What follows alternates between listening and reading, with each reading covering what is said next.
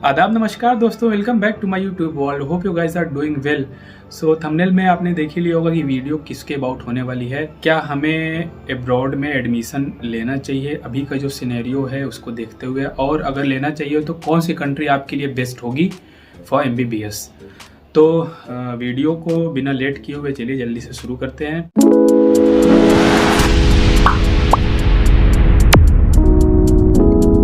तो क्या हमें अब्रॉड से MBBS करना चाहिए? तो अगर एक वर्ड में मैं इस क्वेश्चन का आंसर दूं तो मैं कहूँगा कि नहीं, ये कोई मजाक नहीं है। This is not joke at all.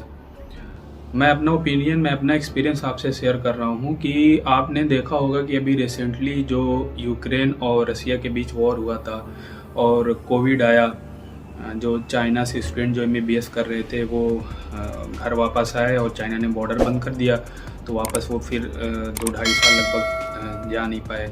और जो ऐसा ही सीन रसिया यूक्रेन वाले जो स्टूडेंट थे उनके साथ भी हुआ, अभी तक वॉर चल ही रहा है। और खैर अभी क्या है कि चाइना ने बॉर्डर तो ओपन कर दिया है और स्टूडेंट काफ़ी जा भी चुके हैं। लेकिन जो ये 2-2.5 साल ऑलमोस्ट जो ये फेज़ था, उसमें इंक्लूडिंग भी मैं भी शामिल था। इतना ज़्यादा डिप्रेशन, इतना ज़्यादा एंजाइटी, हमने बहुत ज़्यादा चीज़ें फेस की हैं। I can't even tell you in words. बस मैं आपसे कह सकता हूँ कि इन सब चीज़ों को दिमाग में रखते हुए आई वुड से कि आपको अब्रॉड से MBBS करने के बजाय इंडिया में ही कोई कोर्स कर लेना चाहिए, लाइक BDS, BHMS, BUMS, ये सब कोर्स कोई कर लेना चाहिए। फिर भी आप लोग मानोगे है नहीं, क्योंकि भाई आपने अपना 2-3 साल जो है कि गवाया है, ड्रॉप किया है ना। तो आपके दिमाग में कहीं ना कहीं ये चीज़ रहती है, यार करेंगे तो MBBS ही करेंगे। तो फिर आप अपना बजट देखते हो। भाई जो मिडिल क्लास फैमिली से लाइक मी, वो सीधे फिर अब्रॉड का ही सोचते हैं, क्योंकि इंडिया में इतना ज़्यादा जो MBBS कॉस्ट काफ़ी ज़्यादा है, आपको पता ही है। 80 लाख से लेकर करोड़ या उससे भी ज़्यादा पड़ जाता है पूरा MBBS कंप्लीट कोर्स। जिनका बजट अच्छा है तो वो इंडिया में एडमिशन प्राइवेट में ले लेते हैं, और जो अब्रॉड का फिर सोचते हैं फिर वो अब्रॉड जाते हैं। अगर आप सोच रहे हो कि फाइनल डिसीजन आपने ले लिया कि MBBS करना ही है, अब्रॉड में जाना है, हमारा बजट इतना नहीं कि हम इंडिया में एडमिशन ले पाएँ, तो अगर आपका बजट लाइक 45 से 55 लाख के बीच है तो आई विल रिकमेंड कि आप नेपाल में एडमिशन लो, है ना। प्रायोरिटी पे मैं नेपाल को रखूँगा। क्यों? क्योंकि एक तो नेबरिंग कंट्री है और रिलेशन भी इंडिया से काफ़ी अच्छा है, प्लस पासपोर्ट नहीं लगता है नेपाल के लिए, और ट्रेवलिंग भी बहुत इजी है नेपाल के लिए, है ना। लाइक 2 से 2.5 घंटा न्यू दिल्ली से अगर आप फ्लाइट लेते हो 2 से 2.5 घंटा लगता है, और जो टिकट की प्राइस है लाइक 10 से 12 हज़ार आपको इतने में मिल जाएगा टिकट। और मोस्ट ऑफ द कॉलेज में टेस्ट बेस्ड एडमिशन होता है और इजी टेस्ट ही होता है, और कहीं कहीं इंटरव्यू बेस्ड एडमिशन होता है। और फैकल्टी आपको इंडियन फैकल्टी मिल जाएंगी यहाँ पे नेपाल में, और प्लस FMG रिजल्ट भी अच्छा होता है नेपाल का।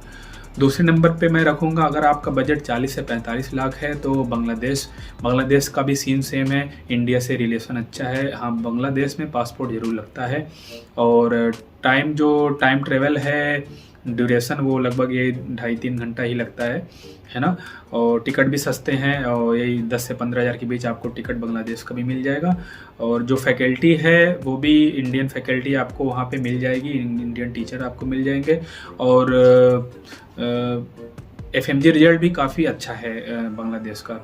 और तीसरे नंबर पे अगर आपका बजट लो बजट है, अगर आपका बजट 25 से 30 लाख के आसपास है, तो तीसरे नंबर पे जो मैं रखूँगा वो है रसिया है।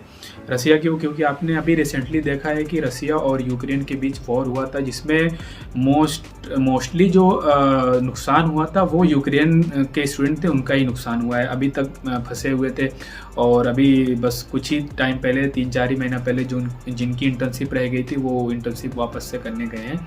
और हालांकि अभी चीज़ें वहाँ पे सेटल नहीं हैं, बहुत ऐसा नहीं कि अभी वॉर रुक गया है, वॉर चल ही रहा है। लेकिन इसमें क्या है कि रसिया का कुछ नुकसान नहीं हुआ। रसिया बंद था 6-7-8 महीनों के लिए मैक्सिमम, लेकिन वो कोविड के दौरान ही बंद था। फिर उसके बाद रसिया का बॉर्डर ओपन हुआ तो सारे स्टूडेंट रसिया जो पढ़ रहे थे, MBBS कर रहे थे, वो वापस गए। तो रशिया का जो कैरिकुलम होता है वो 6 साल का होता है, एमबीबीएस, कहीं कहीं एमडी की डिग्री दी जाती है। लेकिन आपको ये बात का ध्यान रखना है कि ऐसा नहीं कि आप एमबीबीएस और एमडी एक साथ कर लोगे, ऐसा कोई सीन नहीं है, जो कि कंसल्टेंसीज वाले आपको बताते हैं कि एमडी की ये वो दुनिया भर की चीज़ें। खैर, आप रशिया में एडमिशन ले सकते हो अगर आपका बजट लाइक 25 से 30 लाख है, क्योंकि इंडिया से काफ़ी रिलेशन रशिया का अच्छा है, आपको पता ही है। और रशिया में आपको एक बात और ध्यान देनी कि आपको इंग्लिश मीडियम यूनिवर्सिटी में ही एडमिशन लेना है। लेकिन ये है कि टाइम ट्रेवल थोड़ा सा ज़्यादा है। अगर आप कनेक्टिंग फ़्लाइट लेते हो लाइक 15 से 20 घंटे लग जाते हैं, और अगर आप डायरेक्ट फ़्लाइट लोगे तो 7 से 8 घंटा लगता है। और टिकट थोड़े एक्सपेंसिव होते हैं, 30 से 40 हज़ार के बीच। कोविड के बाद से टिकट थोड़े एक्सपेंसिव हो गए हैं। और जो चौथे नंबर पे मैं कंट्री रखूँगा वो किर्गिस्तान, कजाकिस्तान, रशियन फेडरेशन में ही ये कंट्री आती है। छोटी कंट्री है। सीन अच्छा है कि मैंने देखा है कि यहाँ पे MCI जो FMG क्लासेज लगती हैं, काफ़ी ज़्यादा हमारे जो टीचर्स हैं वो इंडियन टीचर्स वहाँ पे जाके क्लासेज लेते हैं। तो अगर आपका बजट 25 से 30 लाख है तो आप किर्गिस्तान और कजाकिस्तान चूज़ कर सकते हैं, आपके लिए ये भी बेस्ट कंट्री होगी। और इसका भी कैरिकुलम जो है वो NMC गाइडलाइन को फॉलो करता है, 54 मंथ्स, है ना। और जो यहाँ का जो ट्रैवल है, क्योंकि ये रसिया से एकदम सटी हुई कंट्री है, तो इनका भी वही टाइम ट्रैवल सेम रसिया जैसा ही हो जाता है। और टिकट भी ऐसे ही आसपास इतने की आती है कि 25 से 30 हज़ार या 35 हज़ार की टिकट मिल जाती है। और जो 5वें नंबर पर मैं रखूँगा वो कंट्री होगी, आई थिंक आपके लिए चाइना सही होगा। आपका पैकेज अगर 25 के अराउंड है, 20 से 25 के अराउंड, आपको ध्यान देना है कि आपको चाइना में जो एडमिशन लेना है वो सिर्फ 45 लिस्टेड यूनिवर्सिटी है जो इंग्लिश मीडियम यूनिवर्सिटी है, उसमें ही लेना है। NMC के गाइडलाइन के अकॉर्डिंग आपको 45 इंग्लिश मीडियम लिस्टेड यूनिवर्सिटी में ही एडमिशन लेना है अगर आप चाइना आना चाह रहे हो। टिकट आपको लाइक 20 से 25 हज़ार रुपये का आपको कनेक्टिंग फ़्लाइट का मिल जाएगा चाइना का। और रही बात कि आपको एक बात का ध्यान देना है, आपको बाइलिंगुअल यूनिवर्सिटी में एडमिशन नहीं लेना है किसी भी हाल में, है ना, क्योंकि वो क्या है कि फाउंडेशन कोर्स चलाते हैं। तो यही सीन आपको ध्यान रखना है कि फिलीपींस के साथ है। फिलीपींस में भी आपको एकदम अवॉइड करना है जिस यूनिवर्सिटी में फाउंडेशन कोर्सेज वगैरह चलते हैं, क्योंकि बहुत से स्टूडेंट हैं जो भी परेशान हैं, जिनका केस वगैरह कोर्ट में चल रहा है, फाउंडेशन उन्होंने किया था और जो गाइडलाइन पूरी नहीं कर पा रहे हैं 54 मंथ्स वाला, है ना। तो ये चीज़ आपको अवॉइड करनी है। फिलीपींस में अभी फ़िलहाल के लिए आप एडमिशन लेना अवॉइड करें। तो ये जो कंट्री थी, कुछ जो अच्छी कंट्री हैं जिनका बजट आप देख सकते हो अपने हिसाब से, जहाँ एडमिशन आप ले सकते हो। सबसे इम्पॉर्टेंट चीज़ कि आप किसी भी कंसल्टेंसी के चंगुल में ऐसे ना फंसें, ठीक है। ये बात आपको ध्यान रखनी है, क्योंकि हर जगह हर गली में कंसल्टेंसी खोल के लोग बैठ गए हैं और बस किसी तरह वो मतलब फंसाने वाला ही काम करते हैं। आपको चीज़ें वो बताते नहीं हैं, ठीक है, क्लियर नहीं करते हैं। 80% तो वो झूठी बोलते हैं कि ये सीन ऐसा, ये ऐसा, बहुत ज़्यादा एक्स्ट्रा चार्जेस आपसे ये वो बता के ले लेते हैं, ठीक है। आप अवॉइड करें कंसल्टेंसीज को। हाँ, कुछ कंसल्टेंसी ऐसी हैं जो अच्छा काम करती हैं, है ना। और बेटर होगा आपके लिए कि अगर आपका कोई जानने वाला उस कंट्री में, जिस कंट्री में आप जाना चाहते हैं उस कंट्री में अगर वो पढ़ रहा है ऑलरेडी वहाँ से, तो आप उसके थ्रू एडमिशन ले लें। या तो आपका दोस्त का दोस्त, कोई ना कोई जानने वाला तो निकल ही जाता है अगर आप थोड़ा सा सर्च करोगे, है ना।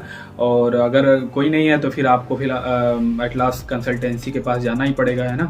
और आप बस देखो कि बस कंसल्टेंसी रजिस्टर्ड वगैरह है और पैकेज वगैरह आप खुद से भी चीज़ें पता कर सकते हो गूगल वगैरह पे या यूनिवर्सिटी के वेबसाइट पे जाके। और ऐसा नहीं कि सिर्फ कंसल्टेंसी जो बोले उसी पे करना है, क्योंकि कंसल्टेंसी वाले जो है ना वो चीज़ें पूरी नहीं बताते हैं, है ना, आधी अधूरी बातें बताते हैं और पैसे ज़्यादा ले लेते हैं। तो आपको अगर कम बजट में और फंसना नहीं है, कम बजट में आपका पैसा कम लगे, तो आप ज़रूर अपने से कुछ चीज़ें सर्च करें। खैर, अगर आपको वीडियो ज़रा भी पसंद आए तो प्लीज़ वीडियो को लाइक करें और अपने दोस्तों के साथ ज़रूर शेयर करें और चैनल को सब्सक्राइब कर लें। मिलते हैं नेक्स्ट वीडियो में। Till then, love and peace, bye bye.